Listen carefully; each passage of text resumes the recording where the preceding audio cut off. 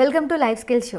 మనకు అసలు emotional problems అనేవి ఎందుకు వస్తాయి, అందులో ఉన్న డిఫరెన్సెస్ ఏంటి, అన్నెసరీ ప్రాబ్లమ్స్ ఏంటి, నెసరీ ప్రాబ్లమ్స్ ఏంటి, వాటిని ఏ విధమైన శక్తిపాత యోగా టెక్నిక్స్ ద్వారా దూరం చేసుకోవచ్చు, వీటి గురించి వివరించడానికి మనతో ఉన్నారు ప్రముఖ శక్తిపాత యోగా నిపుణులు డాక్టర్ శైలజ గారు.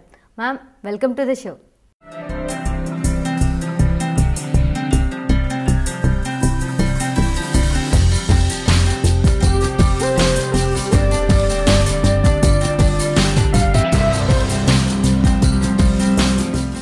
మ్యామ్, మన లైఫ్ స్కిల్ షోలో మనం చాలా టాపిక్స్ డిస్కస్ చేసుకున్నాం. ఎన్నో ఎమోషనల్ ప్రాబ్లమ్స్, అంటే మన మనిషి పుట్టిన దగ్గర నుంచి చనిపోయే వరకు ఎన్నో ఎమోషనల్ ప్రాబ్లమ్స్ బాధపడుతూ ఉంటారు.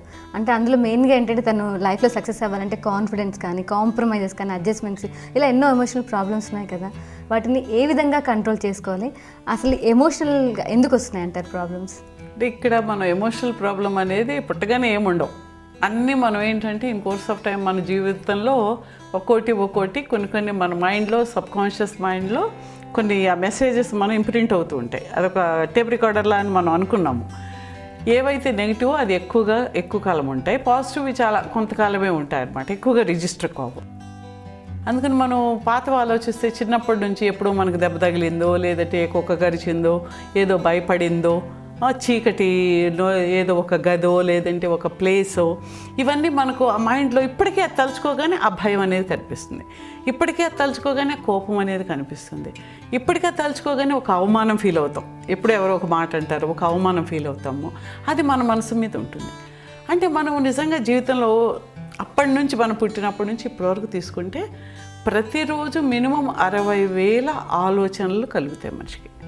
ఒక రోజుకి 60,000 అనుకోండి. అంటే ఇంకా అలా అంటే అన్నీ జరుగుతూ ఉండేటప్పుడు, అలాగే మనం చూస్తూ ఉంటాం. ఇప్పటి నుంచి ఇక్కడ నుంచి మన రోడ్డు మీద చివరికి వెళ్ళేటప్పటికి ఎన్ని వేల లక్షల విషయాలు మనం చూస్తాం. అంటే రోడ్డు చూస్తాము, షాప్ చూస్తాము, అడ్వర్టైజ్మెంట్ చూస్తాము, అవన్నీ మన కళ్ళ ముందు వెళ్తూ ఉంటాయి. కానీ మన బ్రెయిన్లోకి అవన్నీ వెళ్తున్నాయా? ఒకసారి మీరే గమనించి చూడండి. మనం రోజు వెళ్ళే దారిలో అయినా సరే మనము ఎప్పుడైనా ఖాళీగా ఒక రోజు ఉండి ఏదైనా నడుస్తూ చూస్తే, అరే ఇది ఇక్కడ ఈ షాప్ ఎక్కడ ఉన్నట్టు నేను ఎప్పుడు గమనించలేదే అని అనిపిస్తుంది. అప్పటికి మనం 10 ఏళ్ళ నుంచి ఆ రోడ్లో వెళ్ళి ఉండొచ్చు. అంటే ఏంటి, మన బ్రెయిన్కి మనకు ఎంతవరకు అవసరమో, మన దృష్టి ఏదైతే దేని మీద అయితే ఉందో దాన్ని వరకే తీసుకుని మిగిలినవన్నీ ఫిల్టర్ చేసేస్తూ ఉంటుంది. ఎందుకంటే ఎన్ని తీసుకొచ్చి బ్రెయిన్లో పెట్టేస్తే బ్రెయిన్కి కుదరదు. మనకు అవసరానికి ఏవైతే అప్పటికి ఏది అవసరమో వాటిని మాత్రమే మన దృష్టిని ఆకర్షిస్తూ ఉండేలాగా తీసుకెళ్తూ ఫిల్టర్ చేసే మెకానిజం ఉంది. ఈ ఫిల్టర్ మెకానిజంలో ఏమవుతుంది, మనం నెగిటివ్గా థాట్ కానీ నెగిటివ్గా మనకి జీవితంలో ఏదైనా జరిగినప్పుడు అది మన ఎనర్జీ లెవెల్లో చాలా ఒక సుడిగుండంలాగా లేదంటే ఒక లైటనింగ్లా తగులుతుంది. ఒక మెరుపు లేదంటే ఒక ఉరిమినట్టు ఒక మెరుపు వచ్చినట్టుగా అది ఎంత బ్రైట్గా వస్తుందో, ఎవరో మనల్ని తిట్టిందో, ఏదో ఒక కష్టం అనేది మన జీవితం మీద, ఎనర్జీ ఫీల్డ్ మీద టక్మని వచ్చి పడుతుంది. అది చేసిన గాయం అంత తొందరగా తగ్గదు. మనకు ఇప్పటికైనా సరే ఏదైతే మన జీవితంలో గుర్తుందో చెడుగా, అంటే దాని యొక్క శక్తి, దాని యొక్క ఇది మన మీద ఇప్పటికీ కూడా ఉన్నట్టే అనేది మనం నాకు బాగా గుర్తుందనేది కాదు. అక్కడ నిజంగా చాలా కొన్ని లక్షల మిలియన్స్ ఆఫ్ ఆలోచనలు, అన్ని వస్తువులన్నీ మర్చిపోయాం మనం. ఇవి గుర్తున్నాయంటే వీటి యొక్క ప్రభావం మన మీద ఉంది అనేది ఫస్ట్ మనం గుర్తించినప్పుడు, ఇవన్నీ మనం ఆలోచనల మీద మన యొక్క ఎమోషన్, అదే ఎమోషనల్ ఇది అనమాట. Negative emotion, positive emotion. ఒక వ్యక్తిని చూస్తే పాజిటివ్గా మనం ఫీల్ అవుతుంటే పాజిటివ్ ఎమోషన్. నెగిటివ్ అనుకో, ఇప్పుడు ఒక ప్లేస్కో, ఒక డ్రెస్సుకో, ఒక రంగుకో, ఒక పువ్వుకో, ఒక వాసనకో మనకు నచ్చదు. వెంటనే ఆ పువ్వు పెట్టుకున్న వాళ్ళు ఎప్పుడో మనకు చిన్నప్పుడు ఆ పువ్వు పెట్టుకున్నప్పుడు ఒక నెగిటివ్ జరిగినప్పుడు ఆ పువ్వు వాసన ఎప్పుడు వచ్చినా సరే ఆ పెట్టుకున్న వాళ్ళన్నా మనకి ఇష్టం ఉండదు. అంటే ఆ చెడుకి అసోసియేట్ చేస్తాం మైండ్లో. ఎక్కడో ఓహో ఈ వాసన వచ్చినప్పుడు నాకు నెగిటివ్ జరిగింది, ఇప్పుడు కూడా అది జరుగుతుందేమో అని అది మైండ్ నీకు మెసేజ్ ఇస్తూ ఉంటుంది, జాగ్రత్తగా ఉండాలి. కాబట్టి మనము వీటిని ఏంటంటే మనకు తెలియదు. మనం నేను నా పర్సనాలిటీ ఇంతే, నా ఒపీనియన్ ఇంతే అని మనం అనుకుంటాం. అది మనకు అదే నిజంగా అనిపిస్తుంది.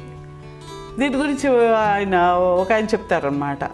ఇప్పుడు ఒక ఉరిమి మెరుపు మెరుస్తుంది, రెండు ఒకేసారి జరుగుతాయి కదా. కానీ మనకేంటి, ముందు మెరుపు కనిపిస్తుంది, తర్వాత నెమ్మదిగా సౌండ్ వినిపిస్తుంది.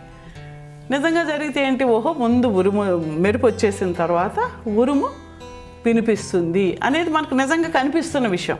కానీ సైన్స్లోకి వెళ్తే ఏమైంది, మెరుపు అంటే లైట్ అనేది సౌండ్ కన్నా తొందరగా ప్రయాణం చేస్తుంది కాబట్టి ముందు మనకు మెరుపు కనిపిస్తుంది, తర్వాత ఉరుము వినిపిస్తుంది. రెండు ఒకేసారి ప్రయాణం చేసినా మనం సైకిల్ ఒక కారు మీద ఒకే ప్లేస్ బయలుదేరినప్పుడు కారు వాడు ముందు వెళ్తాడు, సైకిల్ వాడు లేట్గా వెళ్తాడు. కానీ మనం చూసినప్పుడు ఏంటి, మనం ఏమనుకుంటాము, ముందు మెరుపు వచ్చిన తర్వాత ఉరుము వస్తుంది అనుకుంటాం. అదే మన నిజం. అదే మనకు సైన్స్లోకి వెళ్ళామనుకో, ఓహో ఇదంతా రెండు ఒకేసారి, ఈ రెండిట్లో ఉండే తేడాల వల్ల అనేది మనకు అర్థమవుతుంది. అలాగే ప్రతి విషయంలో కూడా మనం ఏంటి, మనకు కనిపించింది, మనకు అర్థమైనది మాత్రమే మనం నిజంగా తీసుకుంటాం. దానికన్నా బియ్యం ఏదన్నా ఉన్నా కూడా మనకు అంత తెలియదు, గుర్తించాం. అలాగే చిన్నప్పుడు మనం ఏదో పని చేస్తూ ఉండేటప్పుడు ఎవరో మనల్ని ఏదో అనడం, కానీ జీవితంలో పరిగెట్టుకుంటూ వెళ్తుంటే ఏదో ఎదురు దెబ్బ తగిలింది, లేకపోతే స్పీడ్గా వెళ్తుంటే నీకేదో అడ్డంకి వచ్చి పడిపోయావు. చిన్నప్పుడు 2 ఏళ్ళప్పుడు అనుకో, ఆ మైండ్లో స్పీడ్గా వెళ్ళకూడదు, స్పీడ్గా వెళ్తే మనకి ఏదో ఒకటి తగిలి పడిపోతామని మైండ్కి ఒక మెసేజ్ ఉందనుకోండి. అదేమవుతుంది, ఎప్పుడు ఏ పని తొందరగా చేయాలనుకున్నా సరే, ఎవరన్నా తొందర పెట్టా నేను ఈ పనిని తొందరగా చేసినప్పుడు నా జీవితంలో దెబ్బతింటున్నాను అంటే దానికి ఇప్పుడు నీ జీవితంలో ఏం జరగలేదు, కానీ నీ జీవితంలో చేసే ప్రతి పనిని అది ప్రభావం కలగజేస్తుంది. అలాగే ఒక చిన్నపిల్లవాడిని తల్లి వదిలి వెళ్ళిపోయింది అనుకోండి, వాడు ఏమనుకుంటాడు, నేను ఎవరినన్నా ప్రేమించి నమ్మి వాళ్ళ వెనకాల తిరుగుతుంటే వాళ్ళు నన్ను వదిలి వెళ్ళిపోతారు అని మెసేజ్ ఉందనుకోండి. ఆ మెసేజ్ ఏంటి, వాడి జీవితంలో ఎప్పుడు ఎవరిని ప్రేమించాలనుకున్నా ప్రేమిస్తే వాళ్ళు నన్ను వదిలి వెళ్ళిపోతారు అంటే ఈ ప్రపంచంలో ప్రేమకు విలువ లేదు అని వాడికి ఒక మెసేజ్. అంటే 2వ ఏట వాడికి ఒక ఏర్పరచుకున్న ఇమేజ్ అనేది వాడి డెసిషన్ వాడిని జీవితం అంతా చేస్తూ ఉంది. ఇప్పుడు 2వ ఏట మనం డెసిషన్ తీసుకున్నది మన యొక్క ఆలోచనలు మారుతాయి, మన యొక్క కెపాసిటీస్ మారుతాయి. అది 30వ ఏట 40వ ఏట కూడా ఆ డెసిషన్ తీసుకోవాల్సిన పని లేదుగా. అంటే మనం ఏంటి, ఆ 2వ ఏట జరిగిందాన్ని రిపీట్ చేసుకుంటూ వెళ్తున్నాం. అంటే అందుకని ఎమోషనల్ బ్లాక్ అనేది ఏర్పడింది, అది మన జీవితాన్ని నిర్దేశిస్తుంది. అలాగే ఎమోషన్స్లో చాలా వరకు ఏంటంటే అన్నెసరీ నెసరీ ఎమోషన్స్ ఉంటాయని చాలామంది అంటారు. దానికి డిఫరెన్స్ ఏంటి? నెసరీ ఎమోషన్స్ అంటే ఒక పాజిటివ్గా నువ్వు దేనికన్నా ఎమోషనల్గా ఫీల్ అయ్యి పాజిటివ్ చేసే వరకే అది. అంటే ఇప్పుడు మనం ఈ ఎమోషనల్ బ్లాక్ అనేది చిన్నప్పటి నుంచి మనలో ఏర్పడుతూ ఉంటాయి. అవి మనం ఇప్పుడు క్లియర్ చేసుకోకపోతే జీవితం అంతా మనకు ఏదో ఒక నెగిటివ్గానే. అంటే ఇప్పుడు ఒక చిన్నపిల్లవాడు ఒక బంతి కోసం ఏడుస్తాడు. ఇప్పుడు 40 ఏళ్ళు వచ్చాక కూడా బంతి కోసం ఏడుస్తాం మనం. బంతి కోసం వాడు నేల మీద పెట్టి కాళ్ళు కొట్టుకుని అది వచ్చే వరకు గొడవ చేస్తాడు. ఇప్పుడు బంతి కోసం మనం కాళ్ళు కొట్టుకుని ఏడవం కదా 40 ఏళ్ళు వచ్చాక. అంటే ఇప్పుడు మనకు చాలా అప్సైడ్గా ఉంటుంది. అదేంటి ఇప్పుడు 40 ఏళ్ళకి మనం ఎందుకు ఏడుస్తాం, చిచ్చి అంటాం మనం వెంటనే. అంటే కానీ అప్పుడు ఏర్పడిన మన మనసు మీద, సబ్కాన్షియస్ మైండ్ మీద, అంతశ్చేతన మీద ఏర్పడిన ఆ ఇంప్రింట్ అనేది ఇప్పటికి కూడా మనలో క్యారీ అవుతుంది. అప్పటి డెసిషన్స్ ఇప్పటి డెసిషన్స్ ఒకటి కాదని మనకు తెలుసు కాబట్టి దానివల్ల ఏర్పడిన ఆ ఇంప్రింట్స్ కానీ దానివల్ల ఏర్పడిన ఆ ఎమోషనల్ బ్లాక్ని మనం క్లియర్ చేసుకుంటే మనం ఇంకా తెలివిగా ఇంకా ఆనందకరమైన డెసిషన్స్ తీసుకోగలుగుతాం. మనం కొంతమంది చూస్తాం, వాళ్ళు ఊరు దాటి బయటకు వెళ్ళడానికి ఇష్టపడరు, పెళ్లి చేయడానికి ఊరు దాటి కులం దాటి చేయడానికి ఇష్టపడరు, లేదంటే ఉద్యోగం చేయడానికి బయటకు వెళ్ళడానికి ఇష్టపడరు, లేదంటే గవర్నమెంట్ జాబ్ అంటే అదే కానీ ఒక మంచి వ్యాపారానికి ఇష్టపడరు, లేకపోతే ప్రైవేట్ జాబ్కి వెళ్ళనివ్వరు. అంటే ఇవన్నీ ఏంటి, మనకు ఎక్కడో ఏదో ఒక మెసేజ్ ఉంటుంది. ఏదో ప్రైవేట్ జాబ్లోకి వెళ్తే వాడు ఉద్యోగం పోతుంది, ఏ రోజన్నా ఉద్యోగం పోతుంది. కాబట్టి 5,000 వచ్చే ఉద్యోగం అయినా సరే మనం జీవితాంతం వాడు 5,000 ప్యూన్లాగా ఊళ్ళో అటెండర్గా ఉండడానికైనా ఇష్టపడతారు. అంటే జీవితంలో ముందుకు వెళ్ళి ఇంకా పైకి రావడానికి ఎన్నో మార్గాలు ఉన్నప్పుడు ఆ మార్గాల్ని మనం అనుసరించడానికి మన మైండ్లో ఎమోషనల్ బ్లాక్స్ మనకు అడ్డం పడతాయి. మనకే కాదు, మన పిల్లల మీద డెసిషన్ తీసుకోవడానికి కూడా మనకు అడ్డమవుతాయి. కాబట్టి మనం ఎప్పటికప్పుడు వాటిని క్లియర్ చేసుకుంటే మనము సరైన మార్గాన్ని మనం ఎంచుకోవడానికి వీలవుతుంది. ఇప్పుడు మనం ఎప్పుడో ఒక చిన్నప్పుడు వెళ్తున్నప్పుడు ఒక దారిలో ఏదో అడ్డంకోమో లేకపోతే ఒక యాక్సిడెంట్ జరిగింది, అది దగ్గర దారి అనుకోండి. జీవితం అంతా ఆ దారిలో వెళ్తే యాక్సిడెంట్ అవుతుందని పక్కగా దూరంగా వెళ్ళే దారిలో తిరిగి వెళ్తామా? కొంతకాలానికైనా మైండ్లోంచి అది క్లియర్ చేసుకుని మళ్ళీ ఏదైతే సరైన దారో అందులో వెళ్ళడానికి ప్రయత్నం చేస్తాం మనం. యా. అలాగే జీవితాన్ని కూడా అలా చేసుకోవడానికి ఈ ఇమోషన్స్ని వాటిలోంచి వాటి యొక్క ప్రభావంలోంచి ఆ బ్లాకేజెస్ ఎనర్జీ ఛానల్స్లో ఉండే మన ఈ శక్తి వాహకాలు అంటారనమాట. ఈ శక్తి వాహకాల్లో ఉండే బ్లాక్స్ను మనం క్లియర్ చేసుకున్నప్పుడు మనకు అద్భుతమైన రిజల్ట్స్ కనిపిస్తాయి. మనకి ఎన్నో ఫియర్స్ ఉంటాయి, లోపల భయాలు ఉంటాయి. భయం ఎలా ఉంటుంది?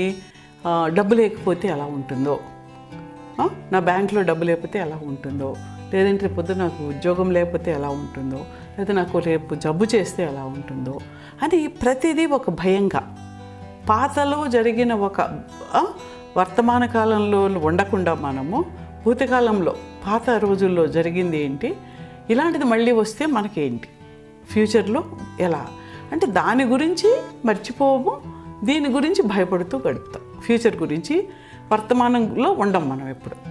కాబట్టి మనం ఎప్పుడైనా సరే పాత యొక్క గుర్తులు పోయినప్పుడు మనము ఫ్యూచర్ను కూడా చాలా ఆశావహ దృక్పథంతో చూడగలుగుతాం, పాజిటివ్గా ఆలోచించగలుగుతాం.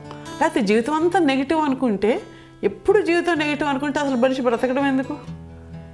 బ్రతకాల్సిన అవసరమే లేదు కదా. ఎప్పుడు నువ్వు ఫ్యూచర్ గురించి భయమే, పాత జరిగిన దాంట్లోంచి చెడునే తీసుకుని దాన్నే మోసుకుంటూ దానికే శక్తి ఇచ్చుకుంటూ మన ఆలోచనతో దానికే శక్తి ఇస్తూ ఫ్యూచర్లో కూడా అదే తెచ్చుకుంటూ ఉన్నాం.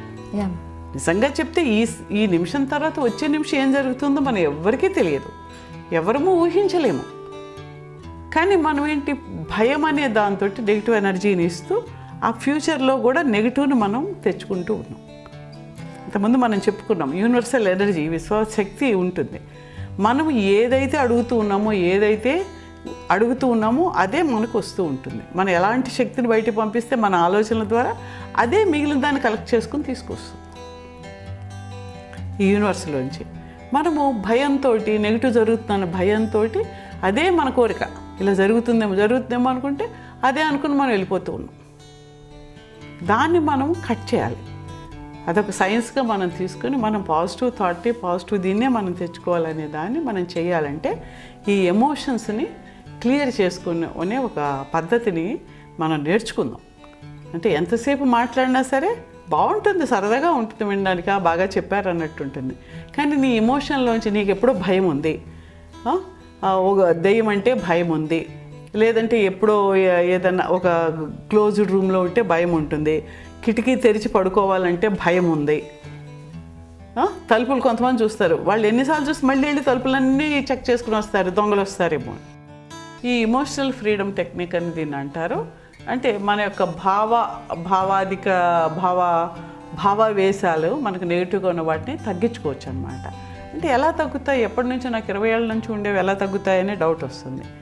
అవి ఒక బ్లాక్గా ఉన్నాయి. ఇప్పుడు నీకు 20 ఏళ్ళ నుంచి ఏదో చేతి మీద ఒకటి ఉందనుకోండి, పులిపురికాయ, ఇవాళ డాక్టర్ గారు ఆపరేషన్ చేస్తే పోతుందా? పోతుంది కదా. అలాగే లోపల ఏదో ఉంది, అది కరెక్ట్ చేస్తే కరెక్ట్ అవుతుంది కదా.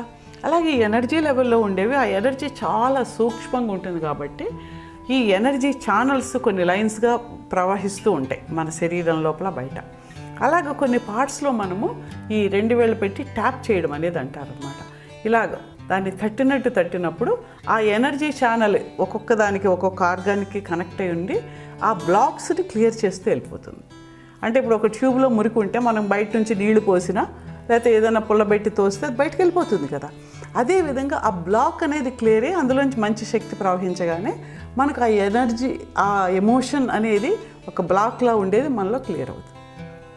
కాబట్టి మనం ఏం చేస్తున్నాము, దీన్ని బాగు చేయడం అనే విషయాన్ని మనం చేసుకుంటూ వెళ్తున్నాము. దాన్ని టెక్నికల్గా ఎలా చేయాలి అంటే దీన్ని ఫస్ట్ మనము కొన్ని మెసేజెస్ మనం ఇచ్చుకోవాలి. దాన్ని మనము చేసేటప్పుడు ఏంటంటే ఎప్పుడైనా సరే ఎక్కడో చోట ఫ్రీగా ఉండే చోట కూర్చున్న తర్వాత ప్రతి మనిషికి ఆలోచిస్తే జీవితంలో కొన్ని బ్లాక్స్ కనిపిస్తాయి. ఎలాగ కొంతమంది మీద కోపం ఉంటుంది, ఎవరైనా కావచ్చు, నీ మీద నీకు కూడా కోపం ఉండొచ్చు. అసలు మన మీద మనకే చాలా కోపం ఉంటుంది.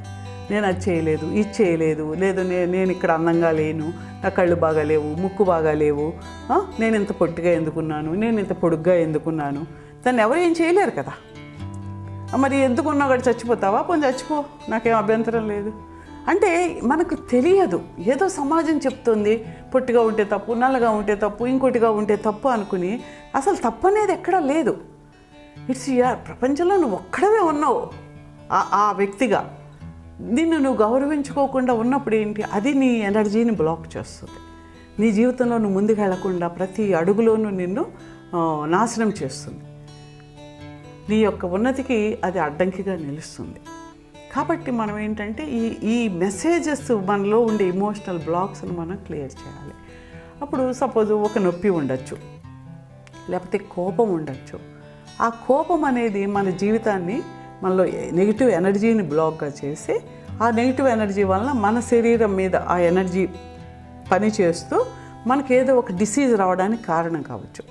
లేడీ తనకి నార్మల్గా హెడేక్ లేదు, కాకపోతే తను ఏంటంటే వాళ్ళ హస్బెండ్తో ఉన్న ప్రాబ్లం వల్ల తనకు బాగా హెడేక్ లేదని చెప్పేసి డాక్టర్ దగ్గరికి వెళ్తే డాక్టర్ అన్నారు, నీకు అంత హెడేక్ ఉంటే నువ్వు హాస్పిటల్ దాకా రాలేకపోయేదానివి, టెస్టులు చేసినా ఏం చేసినా ఏం లేదు.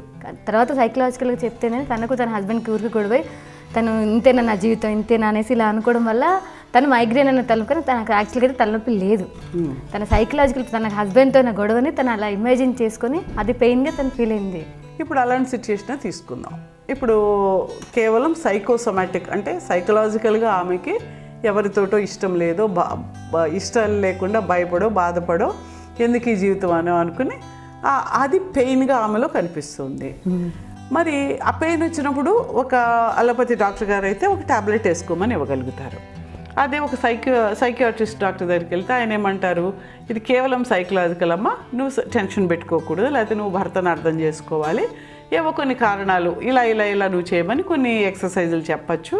లేదు అంటే అది వచ్చినప్పుడు ఆ సప్రెషన్ కోసం ఏదైనా ట్యాబ్లెట్ ఇవ్వచ్చు. డిప్రెషన్ అనుకోండి, దాన్ని మళ్ళీ ఆ మైండ్ ఇది లేకుండా కొన్ని ట్యాబ్లెట్స్ వేసుకోవచ్చు, యాంటీ డిప్రెసెంట్స్ లాంటివి వేసుకోవచ్చు.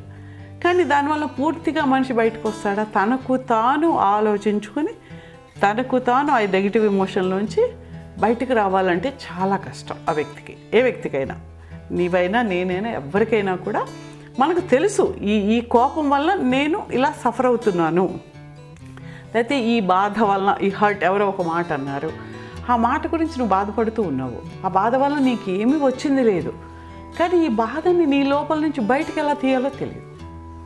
అంటే ఎందుకంటే అది ఎక్కడ లేదు, అది నీ మనసులో మానసికంగా ఉంది. ఎక్కడ ఏ ప్రదేశంలో లేనప్పుడు ఎలా తీస్తావు అంటే అది ఎనర్జీ లెవెల్లో ఉంది. ఆ ఎనర్జీ లెవెల్లో తీయడం ఎలాగో మనకు తెలియదు. కాబట్టి ఈ ఏన్షియంట్ టెక్నిక్స్లో వాళ్ళు ఏం చేశారు, ఈ తావో చైనీస్ టెక్నిక్లో వాళ్ళు ఈ మెరిడియన్స్ మీద ఎంతో స్టడీ చేసిన తర్వాత కొన్ని పాయింట్స్, ఈ మెరిడియన్స్ ఎండింగ్స్ అన్నమాట, ఆ ఎండింగ్స్ మీద మనిషి ట్యాప్ చేస్తూ దానికి కావాల్సిన సజెషన్ ఇచ్చినప్పుడు గొప్ప రిజల్ట్స్ రావడం అనేది గమనించారు. ఇది ఎవరికి వాళ్ళే. ఇప్పుడు నీకు ఎవరి గురించో బాధ ఉంది, అది ఎవరన్నా చెప్పగలరా? నీ బాధ నీకే ఉంది, ఆ బాధ ఎంత ఉందో కూడా నీకే తెలుసు, ఆ బాధ తగ్గినా నీకే తెలుస్తుంది. నొప్పి అయినా అంతేగా, నొప్పి ఎంత భరించలేని నొప్పిగా ఉందా, కొంచెం నొప్పిగా ఉందా, ఈ భరించలేని నొప్పి ఎంత ఉంది, తగ్గితే ఎంత తగ్గింది, అది ఫీలింగ్ కావచ్చు. చాలామంది అంటారు ఇదంతా సైకలాజికల్ ఏంటి అంటారు. మేము ఒక్కోసారి క్లాస్ నేర్పించాక ఏమండి ఇది ఏమన్నా హిప్నాటిజం లాగా అండి అంటారు. అంటే ఎందుకు మనిషి ఇంత తొందరగా ఏదైనా తగ్గడం అనేది నమ్మకం లేదు, అలవాట్లేదు, సమాజం చెప్పలేదు.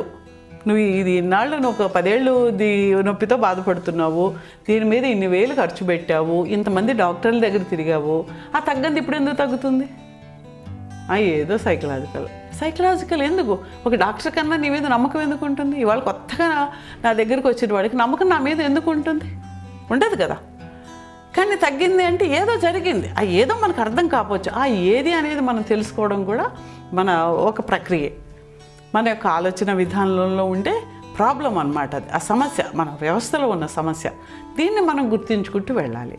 అయితే ఇక్కడ ఈ ఎమోషన్ ఉన్నప్పుడు ఫస్ట్ మనం ఏమనుకుంటామంటే, ఇప్పుడు సపోజ్ ఒక తలనొప్పి ఉందనుకోండి, లేకపోతే మెడ నొప్పి ఉంది, లేదంటే చాలా డిప్రెషన్లో ఉన్నాడు. ఆ డిప్రెషన్ ఎందువలన ఉంది? ఎవరో వ్యక్తి వలన డిప్రెషన్ ఉంది, అంటే ఈ వ్యక్తి నన్ను మోసం చేశాడు అనే బాధ ఉంది, అందువల్ల కోపం ఉండొచ్చు. లేకపోతే ఒక్కోసారి ఎందుకు డిప్రెషన్ ఉందో తెలియదు చాలామందికి, యాంగ్జైటీ ఎందుకు ఉందో తెలియదు. ఇప్పుడు ఎగ్జామ్ ఉంది, ఒక టెన్షన్ ఉంటుంది. ఒక ఇంటర్వ్యూకి వెళ్తున్నావు అని టెన్షన్ ఉంటుంది. వీటన్నిటిని మనం ఇప్పుడు మనకేమున్నాయనేది మనం ముందు ఒక బుక్ పెట్టుకుని రాసుకోవాలి. అంటే అసలు మన మైండ్లో ఏముంటే దేనివల్ల మనం బ్లాక్ ఉంది, మనం ఏంటి దాన్ని యాక్సెప్ట్ చేస్తున్నాం. అది ఉంది, నాకు అన్యాయం జరిగింది కదా బాధపడుతున్నాను, తప్పే ఉంది అందులో, అన్యాయం జరిగింది కదా అందుకు బాధపడుతున్నాను. కానీ ఎందుకు ఎంతకాలం బాధపడతావు? ఈ బాధపడడం వల్ల నువ్వు ముందుకెళ్ళలేకపోతున్నావు, నీ శక్తి అంతా పోతుంది. ఇప్పుడు కాలికి దెబ్బ తగిలింది, మరి వెళ్ళాను అదేదో తగిలింది, దెబ్బ తగిలింది, మరి దెబ్బ తగిలినప్పుడు మరి ఎందుకు మందేస్తున్నావు? తగిలింది ఉండని. మరి నొప్పి తగ్గడానికి, జబ్బు తగ్గడానికి మనం డిసీజ్కి మందేస్తున్నాము, బాధను మాత్రం ఉంచేస్తున్నాం. మనం ఏమనుకోండి, ఎందుకంటే మనకు తెలియదు కాబట్టి, దానికి మంది ఏంటో తెలియదు కాబట్టి మనం దాన్ని మోసుకుని తిరగాలిగా అనుకుంటున్నాము. అది మొయ్యక్కర్లేదనే విషయం మనకు తెలియదు. మనం ఇప్పుడు మొయ్యక్కర్లేదనేది మనం తెలుసుకున్నప్పుడు ఎలా మొయ్యకుండా దాన్ని క్లీన్ చేసి ఎలా బయటపడేయాలనేది నేర్చుకుందాం. ఇప్పుడు ఈ ఎమోషనల్ ఫ్రీడమ్ టెక్నిక్ ఫస్ట్ మనం కమాండ్ ఇచ్చుకునేటప్పుడు అప్పుడు ఏమని అనుకుంటే, నాకు ఇప్పుడు సపోజ్ ఒక తలనొప్పి ఉందనుకోండి, ఆ తలనొప్పి ఉండేటప్పుడు ఆ మెసేజ్ మనం ముందు ఇచ్చుకోవాలి. ఫస్ట్ ఏంటంటే, నీవు ఎలా ఉన్నావో అలాగ నిన్ను నువ్వు ప్రేమించడము, నిన్ను నువ్వు యాక్సెప్ట్ చేయడం. నేను ఇదిగా ఉన్నాను అని దాన్ని నువ్వు యాక్సెప్ట్ చేయాలన్నమాట. అప్పుడే మొదలవుతుంది నీ లోపల హీలింగ్ అనేది మొదలవుతుంది. అది మనసుకు ముందు మనం ఒప్పుకోలేం. నన్ను నేను ఒప్పుకుంటున్నాను, ఎలా ఉంటే అలాగే నేను ఒప్పుకుంటున్నాను అంటే ఒప్పుకోలేము. నేను ఎందుకు ఉండాలి, నాకు ఇలా ఎందుకు జరగాలి అని వెంటనే లోపల నుంచి ఒక క్వశ్చన్ వస్తుందా రాదా? వస్తుంది. ఆ రావడం అనేది మన నెగిటివ్ ఇదనమాట. నెగిటివ్ది మనలో పెట్టి ఉన్నది, సమాజంలోంచి తీసుకున్నది మన నెగిటివ్ కింద వస్తూ ఉంటుంది, సబ్కాన్షియస్ మైండ్లోంచి అవి వస్తూ ఉంటాయి. వీటన్నిటిని మనం ఏం చేద్దామంటే నెక్స్ట్ ఎపిసోడ్లో మొత్తం కంప్లీట్గా ఎలా చేయాలో నేర్చుకుందాం. టెక్నిక్స్ ఫస్ట్ మనం ఏంటి అనుకోవాలంటే, నాకు ముందు లిస్ట్ రాసి పెట్టుకుందాం.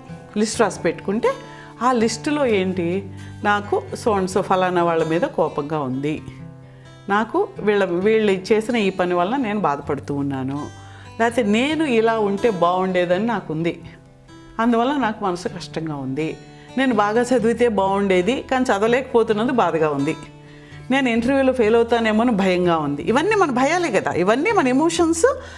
దేనివల్ల ఈ ఎమోషన్ వచ్చిందో మనకు తెలియదు, కానీ ఎందుకో ఈ ఎమోషన్ వచ్చింది, ఆ ఎమోషన్ వల్ల మనం ముందుకెళ్ళడానికి అడ్డమవుతుంది. కాబట్టి వీటిని ముందు రాసుకుని సపోజ్ ముందు ఒక ఎగ్జాంపుల్గా మనము ఒక హెడేక్ని తీసుకుందాం. నాకు ఇప్పుడు తలనొప్పిగా ఉన్నా సరే, లేకపోతే నాకు even though I have this migraine, నాకు ఈ మైగ్రేన్ ఉన్నా కూడా నన్ను నేను ఒప్పుకుంటూ, నన్ను నేను కంప్లీట్గా ఒప్పుకుంటూ ప్రేమిస్తున్నాను, నన్ను నేను క్షమిస్తున్నాను అంటే ఇవన్నీ ఎందుకు అని అనిపిస్తుంది. కానీ ఈ మెసేజ్ అనేది మళ్ళీ సబ్కాన్షియస్లోకి వెళ్ళి నా తప్పు ఇది నా తప్పు వలన వచ్చింది అనే మెసేజ్ ఉంది మనలో. నాకేదో అన్యాయం జరిగిందనే ఒక మెసేజ్ ఉంది. ఎప్పుడో జరిగినవి ఇవన్నీ ఎందుకు జరిగాయో, ఎలా జరిగాయో, అవి ఎలా గుర్తుగా ఉన్నాయో కూడా మనకు తెలియదు, కానీ ఉన్నాయి అక్కడ. ఇప్పుడు ఎలాగ మనం ఏదో వెళ్తున్నాము, ఎక్కడో దోమ కుట్టింది, దానివల్ల మలేరియా మనలో ఉంది, మనకు కొంచెం వీక్ అవ్వగానే అది మల్టిప్లై మలేరియా జ్వరం వచ్చింది. ఎక్కడ ఏ దోమ కుడితే నీకు జ్వరం వచ్చిందో నీకు తెలియదు, కానీ వచ్చిందా లేదా? మలేరియా వచ్చింది కదా, వచ్చాక చచ్చినట్టు నువ్వు వేసుకుంటున్నావు. అలాగే మన ఎమోషన్స్లో కూడా ఎప్పుడు ఎక్కడ ఏ దెబ్బ తగిలితే మనసుకి అది ఎమోషనల్ బ్లాక్ అయిందో మనకు తెలియకపోయినా పర్వాలా, మనం ఇప్పుడు ఏది ఉన్నామో దాని గురించి రాసుకుంటూ దాని మీద ఈ ట్యాపింగ్ చేసుకుంటూ వెళ్ళాలి. ఈ డిఫరెంట్ పార్ట్స్లో ముందు ఆ పార్ట్స్ చెప్తాను, నెక్స్ట్ టైము దాన్ని చేస్తూ మనం చూద్దాము.